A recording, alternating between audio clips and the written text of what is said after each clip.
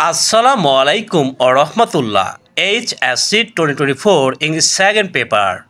Formal letter একটি, Gmail একটি ও paragraph 3টি পড়লেই রাইটিং পার্টে 40 marks complete. If you have not subscribed, please subscribe our YouTube channel.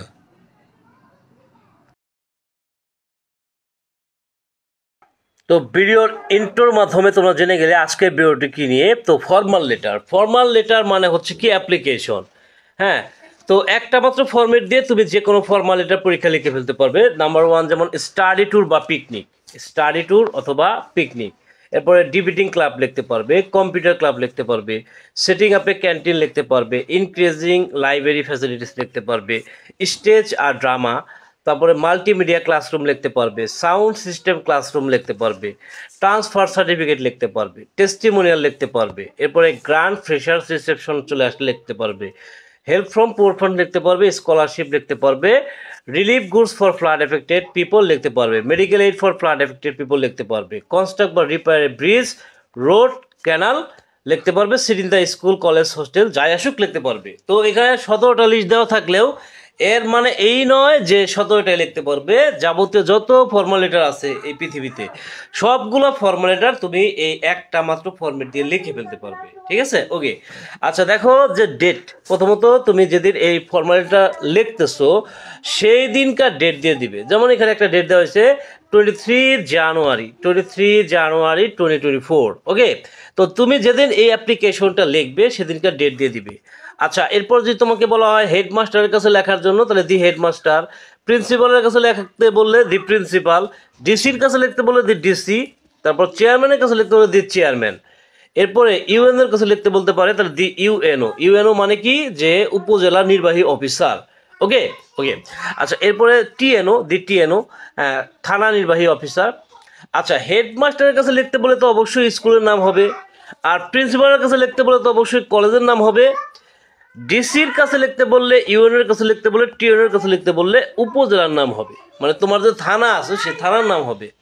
আচ্ছা, এরপরে যে চেয়ারম্যানের কাছে লিখতে বলে, কি হবে? ইউনিয়নের নাম হবে, তোমার যে ইউনিয়ন সেই ইউনিয়নের নাম হবে। এরপরে তুমি তোমার ডিস্ট্রিক্টের নাম দিয়ে দিবে। হ্যাঁ, তোমার যে জেলা সে জেলার নাম বসায় দেওয়ার পরে তার নিচে কি আছে? সাবজেক্ট। এই অ্যাপ্লিকেশনটা, এই ফর্মাল লেটারটা কি সম্পর্কে আসছে? ধরো seat in the college hostel, তো এখানে তুমি বসায় দাও seat in the college hostel, বাস তোমার কাজ শেষ হয়ে গেল। আচ্ছা, এরপরে দেখো যে dear sir with due respect and humble submission, যথাবিহিত সম্মান প্রদর্শন পূর্বক, I beg to draw your kind notice to the fact and hope that. হ্যাঁ, আমি আপনার সদয় দৃষ্টি আকর্ষণ করছি এবং আশা করছি যে this will be received under your favourable consideration, এটি আপনার অনুকূলে বিবেচিত হবে। I would like to inform you that, এইখানে দেখো ডট ডট ডট ডট দেখতে পাচ্ছ, এই যে ডট ডট অংশ, এই ডট ডট অংশতে কি হবে? শর্ট ডেসক্রিপশন হবে। শর্ট ডেসক্রিপশনটা কি? যে মানে যে বিষয়ে আসলো তোমার এই অ্যাপ্লিকেশনটা বা ফর্মাল লেটারটা, সেইটা কি করতে হবে? সেইটা যে একটা বর্ণনা আছে সেই বর্ণনা তোমার লিখতে হবে। ওকে, আচ্ছা, এরপরে ফিনিশিংয়ের পালা, মানে শেষ করে দেবা। May I therefore pray and hope that you would kindly grant my বা our application and permit me বা আস টু ডু বা গেট। হ্যাঁ, এখানে এই যে স্টার চিহ্নিত ঘরে এই জায়গাটাতে কি হবে? নাম বসায় দিবা, মানে যে অ্যাপ্লিকেশনটা আসছে সেটার নাম বসায় দিবা অ্যাজ সুন অ্যাজ পসিবল। ওকে, আচ্ছা, এইখানে একটু বোঝার বিষয় আছে। যেমন এইখানে দেখো যে কি আছে, প্রথমত মাই আছে, তারপর আওয়ার আছে। এখন মাই কখন হয় আর আওয়ার কখন হয়? ধরো তুমি টিসির জন্য, মানে টিসি ট্রান্সফার সার্টিফিকেটের জন্য তোমার প্রিন্সিপালের কাছে অ্যাপ্লিকেশন লিখছো, তাহলে সেই ক্ষেত্রে তুমি কি বলবা? সেই ক্ষেত্রে তুমি অবশ্যই বলবা মাই। এখন শিক্ষা সফর নিয়ে যদি অ্যাপ্লিকেশন লেখো তাহলে কি মাই বলবা? সেই ক্ষেত্রে কি বলতে হবে? আওয়ার। সেই ক্ষেত্রে কি বলতে হবে? আওয়ার বলতে হবে। তার মানে তোমার ব্যক্তিগত অ্যাপ্লিকেশন হলে তুমি মাই ব্যবহার করতে পারবা, আর যদি তুমি সবার জন্য অ্যাপ্লিকেশনটা লিখে থাকো তাহলে সেক্ষেত্রে তোমাকে আওয়ার ব্যবহার করতে হবে। ঠিক আছে, ওকে। আচ্ছা, এখন এই জায়গায় একটা বিষয় আছে, দেখো ডু বা গেট। এখন ডু কখন, গেট কখন?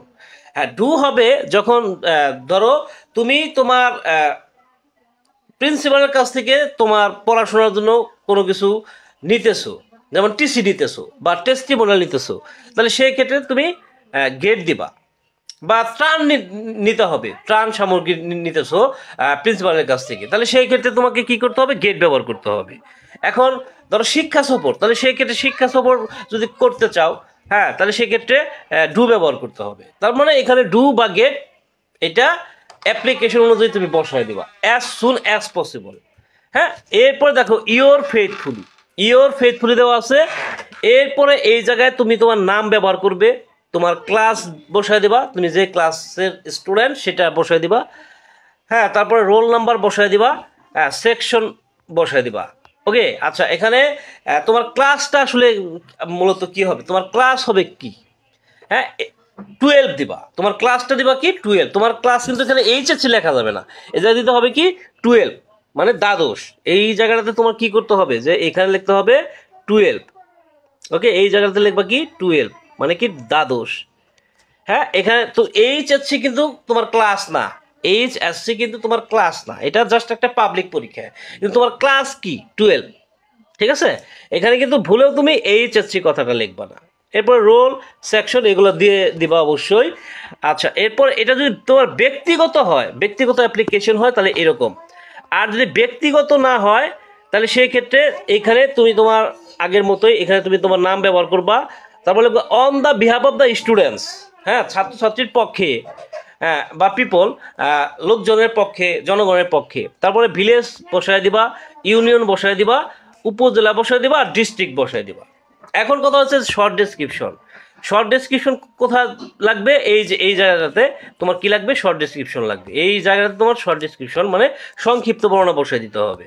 তো সংক্ষিপ্ত বর্ণনা এক একটার জন্য এক একটা হয়ে থাকে, যেমন TC, testimonial, seat in the school hostel, এইগুলোর মধ্যে যদি চলে আসে তাহলে তুমি এই ডেসক্রিপশন বসায় দিবা। মাই father is a government employee, he has recently been transferred from here two Dhaka, our family has already shifted there, I have no kid and kid here, so I am badly in need।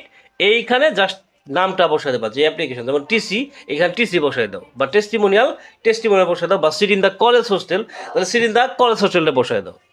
আচ্ছা, এরপরে কি আছে, leave of absence যদি চলে আসে, তাহলে সেক্ষেত্রে লিখতে হবে I had been suffering from fever for 3 days, that is why I could not come to school or college. তুমি অবশ্যই কলেজ লিখবা, যদি তোমরা এই যাচ্ছি তাহলে অবশ্যই কলেজ লিখবা। So I need leave of absence.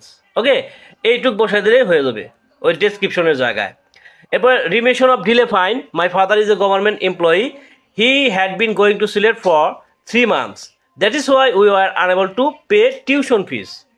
তো এটা হচ্ছে রিমিশন অফ ডিলে ফাইনের জন্য। এরপরে আছে leave of advance, the marriage ceremony of my elder sister will be held next Friday, so I need leave of advance for 3 days। Change subject, যদি তুমি কোনো subject change করার জন্য এসে থাকে, যে কোনো একটা সাবজেক্ট চেঞ্জ করবা, হ্যাঁ, I want to change my 4th subject as agriculture studies instead of higher math. তার মানে বুঝাইতেছো কি, যে তুমি কৃষি শিক্ষা নিবা, উচ্চতর গণিতের পরিবর্তে কৃষি শিক্ষা সাবজেক্টটা পরিবর্তন করবা, এটা। আচ্ছা, এরপরে study tour, debating club, computer club, study tour, debating club, computer club, multimedia classroom, sound system classroom, তারপরে grand freshers reception, increase library facilities, increase common room facilities, স্টেজের ড্রামা, এগুলোর মধ্যে চলে আসে, তাহলে এখানে যে ডেসক্রিপশন আছে এটা ব্যবহার করবা। We want to do study tour, suppose এখানে স্টাডি ট্যুর বসে দিলাম, ফ্রম আওয়ার কলেজ, বা we want to do multimedia class in our class, multimedia, হ্যাঁ, we want to do multimedia লিখলে চলবে, we want to do multimedia in our class, আমরা আমাদের ক্লাসে মাল্টিমিডিয়া করতে চাই। By doing this we can develop our skills, we have discussed the matter with our class teacher, he has agreed with us about the matter, now we need your permission and some financial supports. তো এটা হচ্ছে, দেখো কয়েকটার জন্য এটা লিখতে পারবা, সেটা হচ্ছে যে study tour, debating club, computer club, multimedia classroom, এগুলা যে আছে এগুলোর জন্য এটা ব্যবহার করবা। আচ্ছা, এরপরে আছে help from poor fund, scholarship, full free studentship, half free studentship যদি চলে আসে, তাহলে এইখানে এই যে ডেসক্রিপশন আছে এটা ব্যবহার করতে হবে। My father is a poor farmer, with 3 brothers and 2 sisters study in your institution, my father is unable to bear our educational expenses, so I need, এখানে অ্যাপ্লিকেশনটার নামটা বসাই দিবা। এরপর চলে আসতে পারে relief goods for flood affected people, বা medical relief goods for flood affected people, medical aid for flood affected people, sinking tubewell, repair a road, repair a bridge, repair A canal. হ্যাঁ, এইগুলো যদি চলে আসে তাহলে লিখতে হবে যে flood has recently visited in our area, it has damaged our life and properties, many fatal diseases have been broken out. হ্যাঁ, our tubewell have been sunk, our road, bridge, canal have been damaged, so we need, যেটা আসছে ওই নামটা just এখানে বসাই দিলে হবে। তো এইভাবে খুবই সহজে মাত্র একটাই ফরম্যাট, এই ফরম্যাট দিয়ে তুমি যে কোনো ফরম্যাটের যাই আসুক তুমি পরীক্ষা লিখে ফেলতে পারবে। আচ্ছা, এবার আমরা মূলত চলে যাব পরবর্তী যে বিষয়টা আছে সেটা হচ্ছে জিমেইল। হ্যাঁ, জিমেইল বলে একটাই আছে, ফর্মাল লেটার অথবা জিমেইল, এই দুইটার মধ্যে যে কোনো একটা আসবে। যদিও ফর্মাল লেটার আসার সম্ভাবনা 100%, 99.99% সম্ভাবনা আছে ফর্মাল লেটার। হ্যাঁ, তারপরেও এখানে তোমাদের আরেকটা কিন্তু অপশন আছে, সেটা হচ্ছে জিমেইল। হ্যাঁ, জিমেইল মানে কি, যে তোমরা ইমেইল বলো যেটা, সেটাই আসলে মূলত কি জিমেইল। হ্যাঁ, যেটাকে তোমরা মূলত ইমেইল বলো, ইমেইল লেখো না, সেই ইমেইলটাকে মূলত এখানে জিমেইল নামে করা হয়েছে, অ্যাড করা হয়েছে। তো ফর্মাল লেটার যদি কোনো কারণে না আসে তাহলে সেক্ষেত্রে জিমেইল আসবে। তো জিমেইল লেখার ফরম্যাটটা কি, তো এখানে যার কাছে জিমেইলটা লিখতেছো বা যার কাছে ইমেইলটা লিখতেছো তার অবশ্যই অ্যাড্রেস লাগবে। হ্যাঁ, ইমেল অ্যাড্রেসটা লাগবে। তো এইখানে ধরো তুমি আসিফের কাছে লিখতেছো, তো যার কাছে লিখতেছো তার নামের পরে একটা সংখ্যা বসাবা এবং এরকম একটা অ্যাড্রেস লিখে দিতে হবে, যেমন আসিফ 210@gmail.com। তো এইরকম দেখো, এরকম করে একটা ইমেল অ্যাড্রেস বানাইতে হবে। আর ইমেল অ্যাড্রেসটা অবশ্যই তোমার কি রাখতে হবে, মানে এখানে কোনো স্পেস রাখা যাবে না, কোনো প্রকার কোনো স্পেস ব্যবহার করা যাবে না। আর ছোট হাতে দিয়ে লেখাটা শুরু করতে হবে। ইমেলের যে অ্যাড্রেস সেটা ছোট হাতের হবে, এটা কিন্তু বড় হাতের বর্ণ এখানে ব্যবহার করা যাবে না। এরপর সাবজেক্ট, ইমেলটা আসলে কি সম্পর্কে, ধরো প্রিপারেশন অফ এইচএসসি এক্সাম, তাহলে এখানে তুমি লিখবা প্রিপারেশন অফ এইচএসসি এক্সাম। এরপর সেন্ট দিয়ে দিবা 10 মে 2024 10 AM, এরকম মানে যেদিনকার লিখতেছো ওইদিনকার একটা ডেট দিয়ে দিবা। হ্যাঁ, এখানে 10 মে 2024 ওইদিনকার তারিখ আর ওইদিনকার সময়টা এখানে দেওয়া হয়েছে। আচ্ছা, এরপরে যার কাছে লিখতেছো এখানে অ্যাড্রেসটা কার ছিল, আসিফের ছিল, অ্যাড্রেসটা ছিল কি আসিফের, তাহলে এখানে আসিফের নামটা এখানে বসাই দিবা। At first take my cordial সালাম, হ্যাঁ, প্রথমত আমার আন্তরিক সালাম নিও। I hope you are well, আমি আশা করি তুমি ভালো আছো। I am also well by the grace of Allah, আমিও আল্লাহর রহমতে ভালো আছি। বাই দ্য ওয়ে, যাই হোক বা কথা প্রসঙ্গে, ইন দি লাস্ট ইমেইল, হ্যাঁ, গত ইমেইলে, you wanted to know about, তুমি জানতে চেয়েছো, কোন বিষয় সম্পর্কে জানতে চেয়েছো সেটা এখানে বসাই দিবা। অথবা in the last email I came to learn about, হ্যাঁ, এটা লিখবে এভাবে। অথবা in the last email, by the way, in the last email I came to learn about, আমি জানতে পারলাম, কি সম্পর্কে জানতে পারলাম, about your brilliant success, about your brilliant success, মানে যেটা আসছে সেটার নামটা বসাই দিবা। অথবা এরকম হতে পারে যে by the way, in this email I would like to inform you about, এটা হবে যদি কোনো দাওয়াত দাও, বন্ধুকে কোনো কিছু সম্পর্কে দাওয়াত দাও, যেমন বোনের বিয়ে উপলক্ষে দাওয়াত দিবা, বা তোমার জন্মদিনের পার্টি উপলক্ষে দাওয়াত দিবা, যে কোনো প্রোগ্রাম উপলক্ষে দাওয়াত দিবা, তাহলে সেক্ষেত্রে লিখতে হবে by the way, in this email I would like to inform you about. ঠিক আছে, ওই দাওয়াতের সম্পর্কে লিখতে হবে। Now I am writing some words about it, এরপরে কিছু অংশ অবশ্যই বানায় লিখতে হবে, যা পারো ওই সম্পর্কে, যেই সম্পর্কে আসছে। ধরো প্রিপারেশন অফ এইচএসসি এক্সাম সম্পর্কে আসছে, তাহলে এটা তুমি বানায় লিখতে পারবো না, এটা তো কিছু না কিছু তুমি অবশ্যই লিখতে পারবা, সেটা তুমি এই জায়গাতে বসাই দিবা, এই জায়গাতে বসাই দিবা। বসাই দেওয়ার পরে নো মোর টুডে, আজ আর নয়, রাইট টু মি সুন, আমাকে দ্রুত লেখো, টেক কেয়ার ইউর সেলফ। হ্যাঁ, এরপরে এখানে ইউর এবার, তারপর এখানে তোমার নামটা বসাই দিবা। ঠিক আছে, এইভাবেই কিন্তু সব জিমেল, এই একটা মাত্র ফরম্যাটের মাধ্যমে তুমি সকল জিমেল বা লেটার, তো প্রথম পত্র লেটার আসে, তো লেটারও কিন্তু একইভাবে লিখতে পারবা। ঠিক আছে, আচ্ছা, এরপরে আমরা চলে যাচ্ছি প্যারাগ্রাফের বিষয়টাতে। প্যারাগ্রাফ রাইটিং, তো তোমরা ইতিমধ্যে অবশ্যই জানা আছে তোমাদের যে প্যারাগ্রাফ কিন্তু তোমাদের টোটালি 3টা টাইপ আছে প্যারাগ্রাফের। একটা হচ্ছে কজেস এন্ড ইফেক্টস, একটা হচ্ছে লিস্টিং, আর একটা হচ্ছে কম্পারিজন এন্ড কন্ট্রাস্ট। হ্যাঁ, তো দেখো প্যারাগ্রাফ লিখতে হলে তোমাকে কি করতে হবে, টপিক সেন্টেন্স লাগবে। আর প্যারাগ্রাফ 3টা টাইপ থাকলেও আসলে তোমাদের পরীক্ষায় কিন্তু আসবে যে কোনো 2টা, আর 2টারই অ্যান্সার করতে হবে। আর প্যারাগ্রাফেই রয়েছে 30 মার্কস। ঠিক আছে, তো টপিক সেন্টেন্সটা খুবই গুরুত্বপূর্ণ। যে কোনো প্যারাগ্রাফের জন্য টপিক সেন্টেন্স হচ্ছে গুরুত্বপূর্ণ। টপিক সেন্টেন্স হলো একটি প্যারাগ্রাফের প্রাণ। একটা প্যারাগ্রাফের প্রাণ হচ্ছে কি? Topic sentence. হ্যাঁ, একটা প্যারাগ্রাফের প্রাণ হচ্ছে টপিক সেন্টেন্স। টপিক সেন্টেন্স মানে কি? তুমি যেই সম্পর্কে প্যারাগ্রাফ লিখতেছো প্রথম লাইনটা সেই সম্পর্কে বুঝায় দেওয়া। মানে যে সম্পর্কে তুমি প্যারাগ্রাফ লিখতেছো ওই সম্পর্কের বিষয়টা তুমি প্রথম লাইনে বুঝাই দেবো, এটাকে বলা হয় টপিক সেন্টেন্স। ঠিক আছে, নর্মালি টপিক সেন্টেন্স 2-3 সেন্টেন্সের হয়ে থাকে। প্যারাগ্রাফ ইন্ট্রোডাকশন বা ভূমিকা হলো টপিক সেন্টেন্স। যেমন যে কোনো প্যারাগ্রাফের টপিক সেন্টেন্স লেখা খুবই ইজি। হ্যাঁ, সেটা হচ্ছে নর্মালি দেখো যে প্যারাগ্রাফে সাধারণত 2টা করে বিষয় থাকে। যেমন এখানে আছে ফুড অ্যাডাল্টারেশন, এখানে কয়টা বিষয় আছে? 2টা বিষয়, 2টা ওয়ার্ড আছে, ফুড আবার adulteration.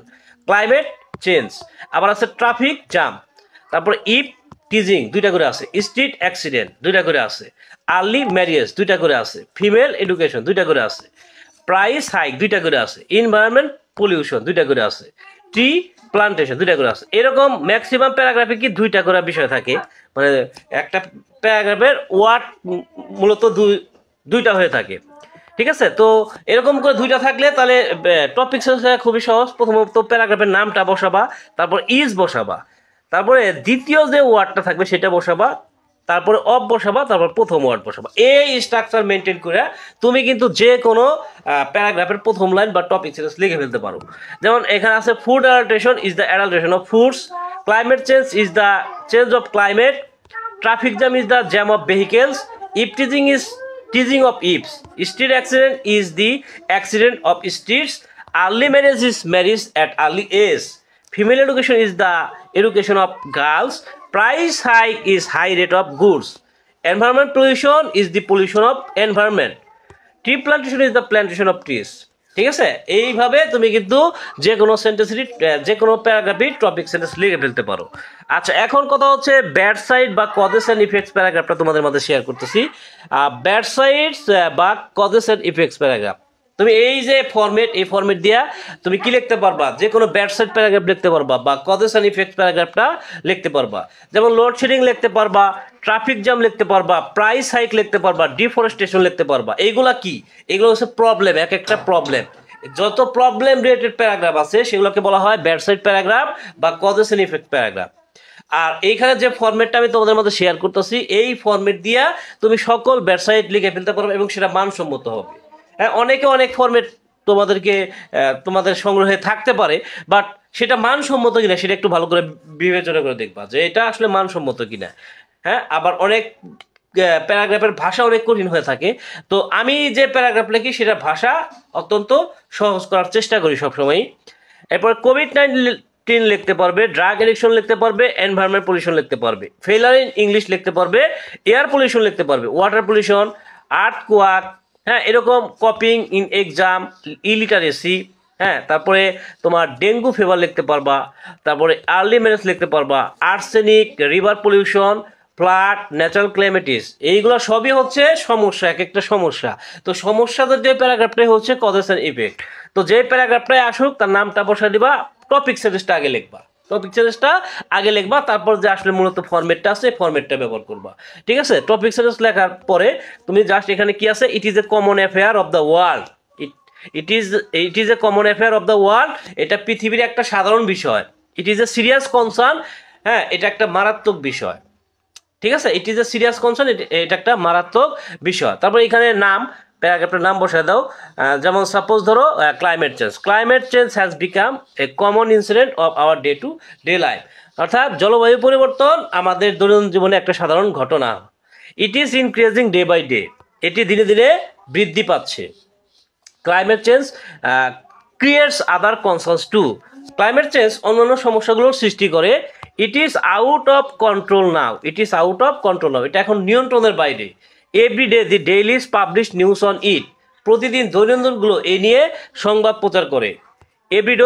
Everyday knows climate change as a serious concern, প্রত্যেকেই ক্লাইমেট চেঞ্জকে মারাত্মক বিষয় হিসেবে জানে, but none comes forward to solve it, কিন্তু কেউ এটা সমাধানে এগিয়ে আসে না।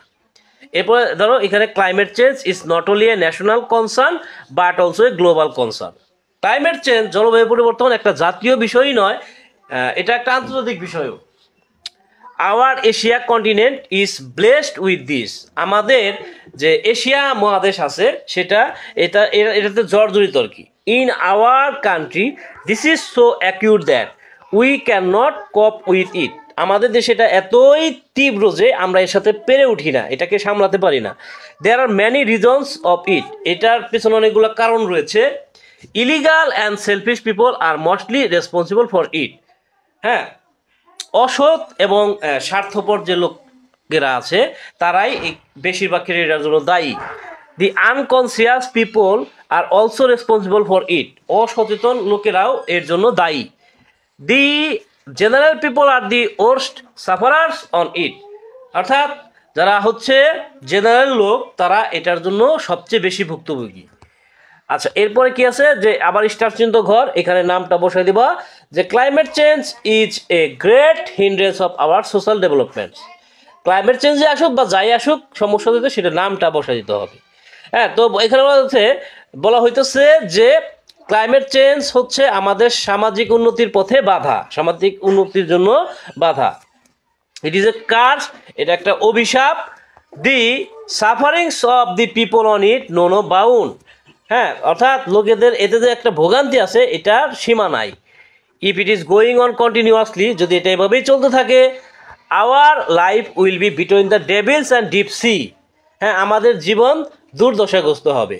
দেখো এটা প্রবলেম রিলেটেড প্যারাগ্রাফ, কিন্তু এখানে আমি কিন্তু বারবার আমি কিন্তু প্রবলেম বলি নাই, কোথাও কিন্তু প্রবলেম বলি নাই, কোথাও কিন্তু আমি কি বলি নাই, প্রবলেম বলি নাই। তোমরা অনেক ফরম্যাট পাবা, সেটার মধ্যে শুধু ফরম্যাটের মধ্যে শুধু এইভাবে আছে যে প্রবলেম, সারা প্যারাগ্রাফের মধ্যে প্রবলেম আছে। এই প্রবলেম যখন স্যাররা দেখবে তখন কিন্তু স্যাররা খুবই বিরক্তি হয়ে যাবে, বিরক্তি হয়ে কিন্তু তোমাকে মার্কস দিবে না। তো এই জন্য ফরম্যাট পড়লেও সেটা অবশ্যই একটু ভালো করে ভেবে নিয়ে, ভেবে চিন্তে ওই ফরম্যাট পড়া উচিত আমি মনে করি যেটা।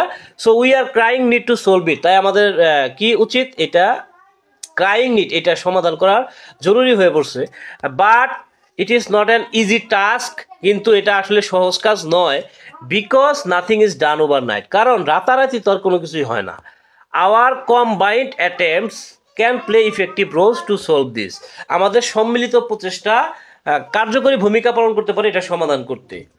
The following attempts can solve this, হ্যাঁ, নিম্নোক্ত প্রচেষ্টাগুলো এটাকে সমাধান করতে পারে।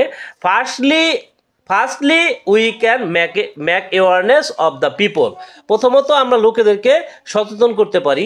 Secondly we can make poster with a view to making aware of our people, দ্বিতীয়ত জনগণকে সচেতন করার জন্য আমরা পোস্টার বানাতে পারি। Thirdly the conference of people from all walks of life have to do to solve this, সকল স্তরের মানুষের একটা সম্মিলিত প্রচেষ্টা থাকতে হবে এটাকে সমাধান করার জন্য। ফোর্থলি, চতুর্থত, mass media also can play effective roles to make aware of the people, mass media গণমাধ্যমগুলো কার্যকর ভূমিকা পালন করতে পারে এটা সমাধান করার জন্য। Finally, our government should take strict laws to solve this, হ্যাঁ, পরিশেষে আমাদের যে সরকার আছে তাকে কি করতে হবে, যে কঠোর আইন প্রয়োগ করতে হবে এটা সমাধান করার জন্য। We should help our government to solve ইট, আমাদের সরকারকে সাহায্য করা উচিত এটা সমাধান করার জন্য। তো এইটা হচ্ছে ফরম্যাট। দেখো এই ফরম্যাটটা তোমার কাছে কি মনে হইতেছে, এটা কি আলতু ফালতু কোনো ফরম্যাট হয়েছে? না, এটা অবশ্যই ভালো একটা ফরম্যাট হয়েছে। তুমি কমেন্টের মধ্যে জানা দাও এই ফরম্যাটটা তোমার কাছে কেমন। ঠিক আছে, এখানে যে অন্যান্যদের থেকে এটা ব্যতিক্রম আছে কিনা, অন্যান্যদের থেকে এটা ব্যতিক্রম অবশ্যই আছে। তো এই জন্য তুমি এই ফরম্যাট দিয়ে কিন্তু ফুল মার্কসই পেয়ে যাবা বা অ্যাবাউট ফুল মার্কস পেয়ে যাবা। আচ্ছা, এরপরে হচ্ছে দেখো ডেসক্রিপটিভ প্যারাগ্রাফ বা যেটাকে আমরা লিস্টিং প্যারাগ্রাফ বলি, হ্যাঁ, এটা গুড সাইডও হতে পারে, এটা ব্যাড সাইডও হতে পারে। ঠিক আছে, যেমন tree plantation, female education, physical exercise, early rising, news paper, college library, college magazine, education, mobile phone, internet, এইগুলা হচ্ছে গুড সাইড। তো এই ফরম্যাট দিয়ে তুমি যে কোনো গুড সাইড প্যারাগ্রাফ লিখে ফেলতে পারবা। ঠিক আছে, তো দেখো এখানে যে প্যারাগ্রাফটার নাম বসায় দিবা, টপিক সেন্টেন্স আগের মতো বসায় দিবা। There are many important parts of our society, আমাদের সমাজের অনেক গুরুত্বপূর্ণ অংশ আছে, such as education, female education, tree plantation etcetera, হ্যাঁ, উদাহরণস্বরূপ শিক্ষা, নারী শিক্ষা, বৃক্ষরোপণ ইত্যাদি। এইখানে প্যারাগ্রাফের নাম বসায় দিবা। ধরো সাপোজ চলে আসছে ফিমেল এডুকেশন, তাহলে female education is one of them, হ্যাঁ, নারী শিক্ষা তাদের মধ্যে অন্যতম। ইট is A blazing of our society, এটা আমাদের সমাজের আশীর্বাদ। But many of us do not know the importance of it, কিন্তু আমাদের মধ্যে অনেকেই আমরা এর গুরুত্ব বুঝি না বা জানি না। There are many reasons behind it, এর জন্য অনেকগুলো কারণ রয়েছে। The uneducated and careless persons do not know the significance of it, অর্থাৎ অশিক্ষিত এবং অসচেতন ব্যক্তিরা এইটার গুরুত্ব বা তাৎপর্য জানে না। So they can not keep a good comment to do it, তাই তারা এটা করার জন্য ভালো কোনো মন্তব্য করে না। Probably they have no pure idea about it, হ্যাঁ সম্ভবত তাদের এই বিষয়ে স্বচ্ছ ধারণা নেই। অন দি আদার হ্যান্ড, অপর দিকে the educated and conscious people welcome it, শিক্ষিত এবং সচেতন ব্যক্তিরা এটাকে স্বাগত জানায়, মানে নারী শিক্ষাকে স্বাগত জানায়। They encourage their next generation to do বা ইউজ ইট, তারা তাদের পরবর্তী প্রজন্মকে এটা করার জন্য বা এটা ব্যবহার করার জন্য উৎসাহিত করে। এখন ফিমেল এডুকেশন তো অবশ্যই করতে হবে, নারী শিক্ষা করতে হবে, কারণ এটা তো আসলে শিক্ষা গ্রহণ করতে হয়। তো গ্রহণ করতে হয় যে জন্য এটা হবে কি ডু, মানে ফিমেল এডুকেশনের ক্ষেত্রে হবে ডু। এখন মোবাইল তো ব্যবহার করে, শিক্ষা তো আমরা ব্যবহার করি না, মোবাইল ফোন আমরা ব্যবহার করি, হ্যাঁ টেলিভিশন আমরা ব্যবহার করি, কম্পিউটার আমরা ব্যবহার করি। তাহলে যে সমস্ত জিনিস ব্যবহার করো সেইগুলোর জন্য ইউজ ইট বসায় দেওয়া। They have clear ideas on it, তাদের এই বিষয়ে স্বচ্ছ ধারণা আছে। বাই ডুইং বা ইউজিং ইট, এটা করে বা ব্যবহার করে we can get a lot of benefits, আমরা অনেক সুবিধা পেতে পারি, উপকারিতা পেতে পারি। It is the soul of our life বা এনভায়রনমেন্ট, এটাকে বলা হয় আমাদের জীবনের আত্মা বা পরিবেশের আত্মা। At present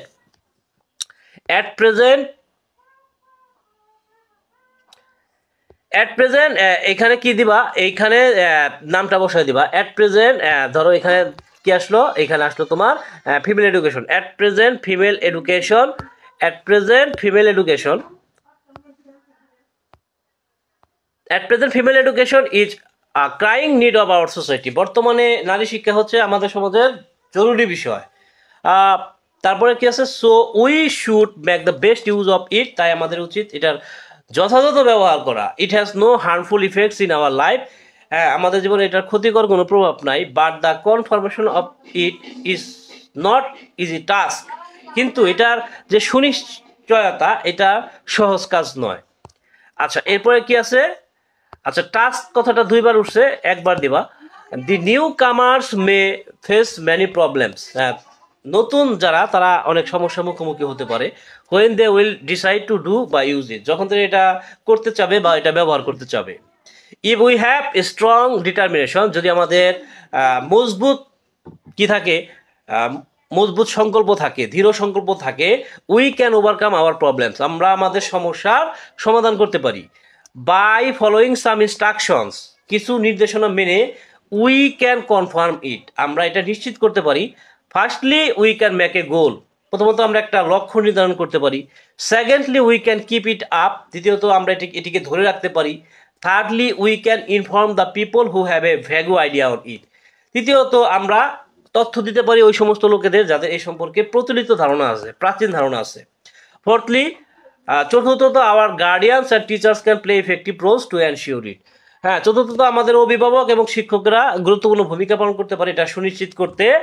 mass media can play effective roles in this regard, গণমাধ্যমগুলো এই বিষয়ে কি রাখতে পারে, কার্যকরী ভূমিকা রাখতে পারে। এখানে নামটা বসায় দিবা, হ্যাঁ যেমন female education is a very important thing of our life, হ্যাঁ নারী শিক্ষা আমাদের জন্য খুবই গুরুত্বপূর্ণ বিষয়। We can not think hour present life without it, আমরা আমাদের বর্তমান জীবন এটা ছাড়া ভাবতে পারি না। তো এইটা হচ্ছে কি গুড সাইডের ফরম্যাট। ফাইনালি আমি চলে আসবো আজকের ভিডিওর শেষ যে আলোচনা, সেটা হচ্ছে কম্পারিজন অ্যান্ড কন্ট্রাস্ট। তো দেখো এখানে কম্পারিজন অ্যান্ড কন্ট্রাস্ট মানে কি, যে এটা হচ্ছে তুলনামূলক paragraph. City life and village life, শহরের জীবন গ্রামের জীবন। তো শহরের জীবনে কি কি সুবিধা আছে অসুবিধা আছে, আর গ্রামের জীবনে কি কি সুবিধা আছে অসুবিধা আছে, সেটা তোমাকে লিখতে হবে। এরকম অ্যান্ড দ্বারা যুক্ত থাকলে বুঝতে হবে যে এটা কম্পারিজন অ্যান্ড কন্ট্রাস্ট, মানে তুলনামূলক paragraph. Merits and demerits of mobile phone, প্রত্যেকটার মধ্যে দেখো অ্যান্ড আছে। Online education and traditional education, and আছে। Nuclear family and extended family, and যুক্ত করা আছে। Family life and hostel life, তাহলে অ্যান্ড যুক্ত করা আছে। তো এইখানে তোমাকে কি করতে হবে, নেম অফ প্যারাগ্রাফের নামটা বসায় দাও। এইখানে টপিক সেন্টেন্সের কোনো প্রয়োজন নাই। উই লিভ ইন সোসাইটি, আমরা সমাজে বাস করি। There are many important parts of our life, আমাদের জীবনের অনেক গুরুত্বপূর্ণ অংশ আছে, such as city life, village life, online education, traditional education etcetera. হ্যাঁ, উদাহরণস্বরূপ কিছু উদাহরণ দেওয়া হয়েছে এখানে, শহরের জীবন, গ্রামের জীবন, অনলাইন শিক্ষা, হ্যাঁ ঐতিহ্যগত শিক্ষা ইত্যাদি। তারপর এখানে স্টার্চিত ঘরে প্যারাগ্রাফের নামটা বসে দেবা, city life and village life is one of them, অর্থাৎ শহরের জীবন এবং গ্রামীণ জীবন তাদের মধ্যে অন্যতম। There are many similarities and dissimilarities between them, তাদের উভয়ের মধ্যে কি আছে, যে মিল এবং অমিল আছে, অনেক মিল এবং অমিল আছে।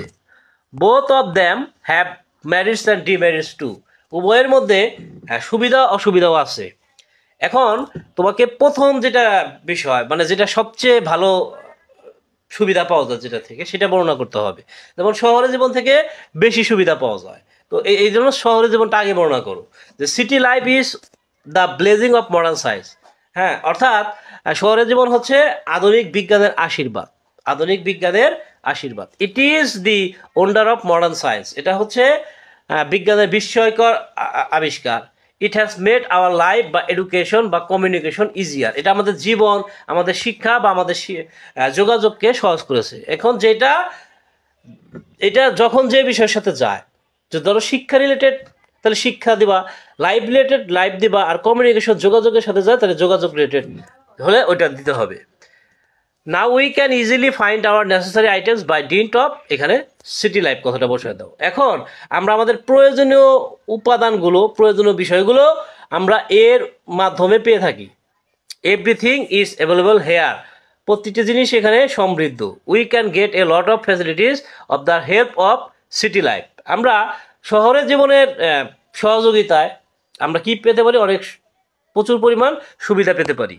We can share all of our problems and solve our problems by it, we can share all of our problems and solve our problems by it, আমরা আমাদের সকল প্রকার সমস্যা ভাগাভাগি এবং সমাধান করতে পারি এর দ্বারা। It gives us many facilities, এটা আমাদেরকে অনেক সুবিধা দিয়ে থাকে। None can deny the importance of city life, city লাইফের কেউই গুরুত্ব অস্বীকার করতে পারে না।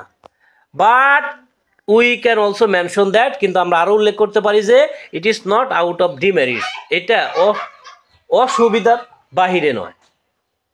All classes people do not like this, সকল শ্রেণীর মানুষ এটা পছন্দ করে না। They search for another way to meet up their needs, তারা তাদের প্রয়োজন মেটানোর জন্য অন্য পন্থা খুঁজে, অন্য উপায় খুঁজে। Although it has some demerit, যদিও এর কিছু অসুবিধা আছে, its merits are more than its demerits, হ্যাঁ এর সুবিধাগুলো এর অসুবিধার থেকে বেশি। আচ্ছা, এখন এই যে প্রথমটা বর্ণনা শেষ, এবার দ্বিতীয় বিষয় ভিলেজ লাইফ বর্ণনা করবা। On the other hand people also prefer to getting, এখানে সেকেন্ড টপিকটা বসে দিবা। On the other hand people also prefer to getting village life, হ্যাঁ অর্থাৎ village life type of service, ঠিক আছে। অপরদিকে লোকেরা কিন্তু গ্রাম্য জীবনের যে সেবা সেটাও পছন্দ করে। In village life people can get a lot of service, হ্যাঁ গ্রাম্য জীবনে লোকেরা অনেক সুবিধা পেয়ে থাকে। Most of the people like this type of service, হ্যাঁ বেশিরভাগ লোকই এটা পছন্দ করে, গ্রামে থাকতে মানুষ বেশি পছন্দ করে। They can get fresh service from here, হ্যাঁ তারা এখান থেকে সতেজ যে সেবা সেটা পেয়ে থাকে। But the scholar said that it is a vague idea, কিন্তু পণ্ডিতরা মনে করেন এটা একটা প্রচলিত ধারণা বা প্রাচীন পদ্ধতি। We should rub out this idea, আমাদের এই ধারণাকে মুছে ফেলা উচিত, এই পদ্ধতিকে মুছে ফেলা উচিত। Because we are living in the age of modern science, কারণ আমরা বিজ্ঞানের যুগে বাস করছি। One day this type of service will be extinct from our society, একদিন এই ধরনের যে সেবা সেটা আমাদের সমাজ থেকে বিলুপ্ত হয়ে যাবে। But none can deny the importance of village life, এখানে দ্বিতীয় যে টপিকটা আছে সেটা বসাই দেওয়া, কিন্তু কেউই এইটার যে গুরুত্ব অস্বীকার করতে পারে না। Although village life is an ancient system, যদিও গ্রাম্য জীবন হচ্ছে প্রাচীন পদ্ধতি, it has a great significance in our day to day life, এটা আমাদের দৈনন্দিন জীবনে কিন্তু যথেষ্ট তাৎপর্য আছে। But it is true that people can get less facilities from village life, এই যে ভিলেজ লাইফ বসা দেওয়া, মানে লোকেরা খুব কম সুবিধায় পেয়ে থাকে গ্রাম্য জীবন থেকে। হ্যাঁ, this system will be extinct soon. এই যে প্রথা, এই যে পদ্ধতি, এটা শীঘ্রই বিলুপ্ত হবে। তো এই ছিল আজকের আলোচনা। আগামীতে কথা বলবো অন্য কোনো টপিক নিয়ে। সেই পর্যন্ত সবাই ভালো থাকবে, সুস্থ থাকবে, সুন্দর থাকবে। টাটা, আসসালামু আলাইকুম রহমতুল্লাহ।